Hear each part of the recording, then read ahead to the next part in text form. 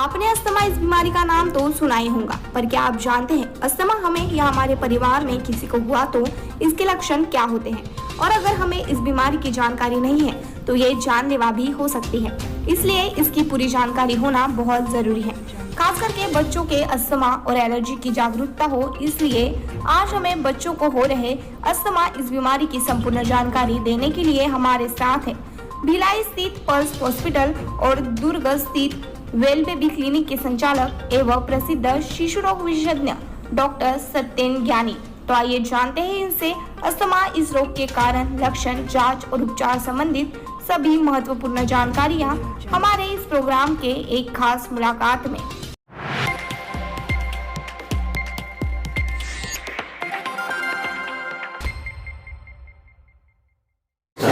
नमस्कार, मैं डॉक्टर सत्येन ज्ञानी, शिशु रोग विशेषज्ञ, दुर्ग भिलाई से।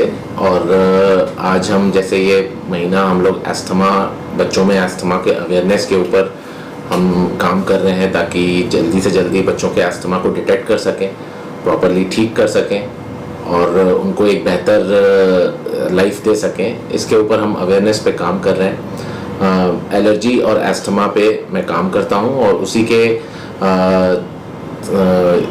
टॉपिक पर जो भी आपकी क्वेरीज हैं, जो भी आपके क्वेश्चंस हैं, मैं उनके जवाब दूंगा आज। सर, जैसे कि मैं जानना चाहता हूँ, अस्थमा जिसे हम दमा भी कहते हैं, ये क्या होता है? अस्थमा क्या कहेंगे? अस्थमा बेसिकली जैसे कि कई बार लोगों को डर लगता है अस्थमा जैसे बहुत बड़ी बीमारी है, बट ऐसा है नहीं। अस्थमा एक बहुत मामूली प्रॉब्लम है और बेसिकली क्या होता है, जो हमारी सांस की नलियाँ होती हैं, जैसे सांस की नली ऐसे जा रही है तो किसी कारणवश जैसे कुछ चीज़ से एलर्जी हो गई या कुछ भी हुआ तो वो सांस की नली सिकुड़ जाती है, छोटी हो जाती है। तो सांस की नली जब सिकुड़ जाती है तो सांस लेने में परेशानी होती है। तो उसी को रिवर्स करके हम सांस की नली को प्रॉपर करते हैं नॉर्मल, लेकिन वो एलर्जी तो वैसी ही रहती है। तो फिर से अगर उस एलर्जी से प्रॉब्लम होगा तो फिर सांस की नली सिकुड़ जाएगी। तो उस बार बार सिकुड़न, सांस की नली को सिकुड़ने के कारण बार बार होने वाली सांस की तकलीफ को अस्थमा कहते हैं। सर, अस्थमा आमतौर पर किन आयु वर्ग के लोगों में होता है, क्या कहेंगे? अस्थमा किसी भी आयु वर्ग में हो सकता है। इवन एक 3 से 4 महीने के बच्चे से लेकर 60-65 साल के बुजुर्ग में भी अस्थमा कभी भी किसी भी उम्र में शुरू हो सकता है। अस्थमा कुछ केसेस में लाइफ लॉन्ग भी चल सकता है और उसको अगर प्रॉपरली मैनेज किया जाए तो जिंदगी जनरली अच्छी गुजरती है, उसमें कोई प्रॉब्लम नहीं होता। लेकिन ये जो प्रॉब्लम है किसी भी केस में, किसी भी उम्र में शुरू हो सकता है। अगर अस्थमा एलर्जी के कारण है तो जल्दी शुरू होता है और अगर नॉन एलर्जी का अस्थमा है तो वो लेट स्टेजेस पे शुरू होता है। आमतौर पर देखा गया है कि छोटे बच्चे, जैसे हमने बताया कि 4 महीने की आयु में ही अस्थमा हो सकता है। तो जैसे बच्चे साल भर के होते हैं, 2 साल के होते हैं, उनको नेबुलाइजेशन और सारी चीज दी जाती है, तो किस तरह से प्रेडिक्ट किया जा सकता है कि किसको अस्थमा होगा? देखिए, कई बार जो अस्थमा जैसी प्रॉब्लम्स कुछ वायरल इन्फेक्शंस के कारण भी हो जाती है, जिसको हम आम भाषा में निमोनिया कह देते हैं। जैसे फ्लू के कारण हो गया, कोरोना के कारण। कोरोना में एक एग्जांपल दे रहा हूँ क्योंकि अभी सब कोरोना जानते हैं, बट आम वायरल इन्फेक्शन में भी सांस लेने में प्रॉब्लम्स होते हैं, जिसको हम नेबुलाइजेशन या वही दवाइयों से मैनेज करते हैं जिनको हम अस्थमा में भी यूज करते हैं। तो इसमें से कौन से बच्चे को अस्थमा होगा ये प्रेडिक्ट कर पाना कभी मुश्किल होता है। जनरली काफ़ी ये वायरल एपिसोड्स से जो अस्थमा जैसे सिम्टम्स होते हैं 3-4 साल के बाद होने बंद हो जाते हैं। लेकिन जिन बच्चों को बिना बुखार के कारण भी, बिना बुखार के भी सांस फूलती रहती है, जल्दी जल्दी होता है, माता पिता में से किसी को अस्थमा होता है, या जिनको जन्म के कुछ दिनों के बाद से कुछ एलर्जिक सिम्टम्स होते हैं, जैसे स्किन के, बच्चों का गाल एकदम लाल हो जाते हैं और स्किन की एलर्जीज होती हैं, उन बच्चों को आगे चल के अस्थमा रहने का ज़्यादा चांस होता है। जी सर, लक्षण के बारे में अगर बात करें तो अस्थमा के क्या प्रमुख तौर पर लक्षण पाए जाते हैं? ठीक है, देखिए, अस्थमा मैं आपको बहुत सिंपली समझाता हूँ। अस्थमा, सांस की नली सिकुड़ जाती है, तो सांस की नली कहाँ से शुरू होती है? हमारे नाक से शुरू होती है। मैंने ऐसे सांस ली तो यहाँ से सांस की नली तक अंदर गया, तो प्रॉब्लम यहाँ से शुरू होता है, फिर यहाँ पे पहुँचता है। आमतौर पे हम टेंशन तब लेते हैं जब प्रॉब्लम यहाँ पे पहुँच जाता है, लेकिन शुरुआत 2-3 दिन पहले सर्दी की हो चुकी होती है। सर्दी के बाद नीचे नीचे प्रॉब्लम बढ़ता है, तो शुरुआत हुई सर्दी से, फिर धीरे धीरे यहाँ गले तक पहुँचा तो खांसी शुरू हो जाती है, और फिर जब नीचे लंग्स में पहुँचता है तो फिर सांस लेने में दिक्कत होती है। शुरुआत में बच्चा ऐसे तेज सांस लेता है, खांसता बहुत है, और अगर ये प्रॉब्लम बढ़ जाए तो बच्चा एकदम सुस्त या बेहोश भी हो जाता है। जी। सर, डायग्नोस करने की अगर बात अगर करें तो किस तरह अस्थमा को डायग्नोस किया जा सकता है? एस्थमा मेनली एक हमारा क्लिनिकल डायग्नोसिस होता है जिसको हम देख के, और एक सिटिंग में एस्थमा नहीं बोलते हैं, एक बार हो गया किसी बच्चे को हो सकता है, लेकिन अगर वो बच्चा बार बार उसी प्रॉब्लम से आ रहा है तो फिर हम उस, और 5 साल भी पार कर लिए हैं तो फिर हम एस्थमा उसको कहते हैं और उसको अकॉर्डिंगली मैनेज करते हैं। 6-7 साल से बड़े लोगों में और जो एडल्ट्स होते हैं उनमें एक स्पायरोमेट्री करके टेस्ट होती है जिसमें हम मशीन में पेशेंट से फूंक मरवाते हैं और देखते हैं कि उसकी कैपेसिटी कितनी है, और फिर दवाई देके फिर से फूंक मरवाते हैं। तो अगर दवाई देने के बाद एक अच्छा खासा इंप्रूवमेंट है तो फिर हम एस्थमा बोलते हैं उसको। तो एडल्ट्स में डायग्नोस करने के लिए वो स्पायरोमेट्री की टेस्ट होती है, बच्चों में मेनली क्लिनिकली होता है। जी, अगर उपचार की अगर बात करें तो फिलहाल के आधुनिक युग में कौन कौन सी उपचार पद्धतियाँ उपलब्ध हैं? देखिए, एस्थमा सबसे पहली चीज तो एस्थमा का जो भी इलाज है आज की डेट में वो प्रॉब्लम को कंट्रोल करने पे है, प्रॉब्लम को जड़ से खत्म करने पे नहीं है। प्रॉब्लम को कंट्रोल करने के लिए जो दवाइयाँ मिलती हैं उसमें सबसे अच्छी दवाई है इनहेलर, जो कि बहुत सेफ है। बहुत सारे सवाल पेरेंट्स के रहते हैं कि इनहेलर की आदत पड़ जाती है, इनहेलर तो लाइफ लॉन्ग तो नहीं रहेगा। तो मैं 2 चीज़ें बता देता हूँ कि इनहेलर से सेफ मेडिसिन कोई नहीं है। इनहेलर वही दवाइयाँ हैं, इनहेलर के अंदर वही दवा है जो हमको गोलियों के या सिरप के फॉर्म में मिलता है, लेकिन हम उसका डोज 1000 गुना कम करके इनहेलर क्या करता है, डायरेक्ट सांस की नली में ही डिलीवर करता है दवाई, ताकि वो ब्लड में नहीं जाता, साइड इफेक्ट नहीं करता, लोकली एक मलहम टाइप का काम करता है। तो इनहेलर एक साइंस की एडवांसमेंट है जिसको मैं कहना चाहूँगा, लेकिन कोई नई चीज़ आती है तो कभी डर भी लगता है। इनहेलर प्रॉब्लम को लेकिन जड़ से ख़त्म नहीं करता, इनहेलर प्रॉब्लम को कंट्रोल करता है। तो जब तक प्रॉब्लम है इनहेलर चलता रहता है, तो उसकी आदत नहीं पड़ती है। जैसे एक शुगर का पेशेंट है, शुगर का पेशेंट को अगर शुगर की दवाई चालू हो गई तो क्या वो शुगर की दवाई की आदत हो जाती है?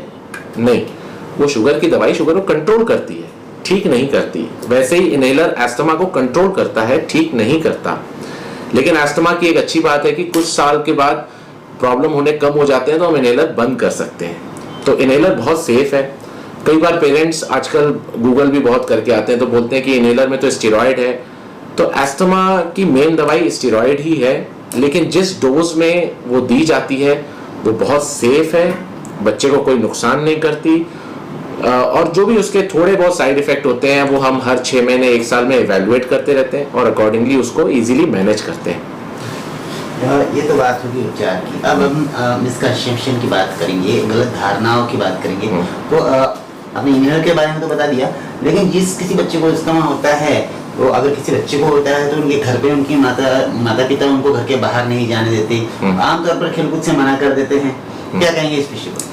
देखिए, ये भी एक बहुत अच्छी सवाल आपने पूछा। एस्थमा जो होता है बेसिकली अगर वो एलर्जिक होता है तो 90% बच्चों में जिस चीज़ से एस्थमा होता है वो घर के अंदर की हवा से होता है, ना कि घर की बाहर से, जिसको हम इंडोर एयर कहते हैं। तो इंडोर एयर में जनरली एक जो हमारे धूल हमारे गद्दों पे होती है, हमारे तकियों में होती है, वो धूल काफ़ी दिनों देर तक हवा में तैरती रहती है और बच्चा उसको सांस लेता है तो उसको प्रॉब्लम होता है। लेकिन ये चीज़ बाहर की हवा में नहीं होती। तो हम एनकरेज करते हैं जिन बच्चों को एस्थमा है वो खेल कूद अच्छा करें, घर से बाहर जाएं, कोई ऐसी प्रॉब्लम वाली बात नहीं है, योगा करें, ब्रीदिंग एक्सरसाइजेस करें, तो हम उन चीज़ को बढ़ावा देते हैं। जनरली जो भी एलर्जीज हैं वो घर के अंदर ज़्यादा होती हैं। कई बार दीवारों पे फंगस आ जाती है, कई बार कॉकरोचेस होते हैं, इन सब से भी एलर्जीज होती हैं। तो ये सब प्रायः घर के अंदर पाई जाती है, ना कि बाहर। बाहर जो चीज़ बच्चे को नुकसान पहुंचा सकती है वो है धुआं। उसमें सबसे ज़्यादा खतरनाक होता है बीड़ी या सिगरेट का धुआं। उसके बाद जो मॉस्किटो मच्छर के लिए कछुआ छाप अगरबत्ती टाइप की जलाते हैं वो भी काफ़ी बच्चों के लिए हार्मफुल होती है। और तीसरा जो खाना पकाने के लिए या जो कुकिंग जो धुआं होता था, आजकल तो कम हो गया है, लेकिन ये बहुत खतरनाक होता है। ये बाहर हवा में पाया जा सकता है, तो उससे बच्चों को दूर रखें। आज अस्थमा के इस विशेष कार्यक्रम में आपको देश दुनिया के जो भी लोग आपके छत्तीसगढ़ के और देश दुनिया के जो भी लोग आपको देख रहे हैं उनको क्या एक संदेश आप अस्थमा पर देना चाहेंगे? देखिए, अस्थमा पे मैं ये संदेश देना चाहूँगा कि अस्थमा एक बहुत मामूली प्रॉब्लम है, उसको बहुत इजीली डायग्नोस और मैनेज किया जा सकता है, और जो दवाइयाँ उसकी मिलती हैं वो बहुत सेफ़ हैं। लेकिन ये जो हमारे घर के अंदर जो बढ़ते प्रदूषण हैं, एलर्जीज़ हैं, उसके कारण थोड़ा अस्थमा का इंसिडेंस बढ़ा है। हमारी रिस्पॉन्सिबिलिटी है कि हम बच्चों को एक अच्छा भविष्य दें, और अस्थमा अगर अच्छे से नहीं मैनेज किया गया तो उनके लंग्स हमेशा के लिए डैमेज हो सकते हैं, जो आगे चल के प्रॉब्लमेटिक हो सकते हैं।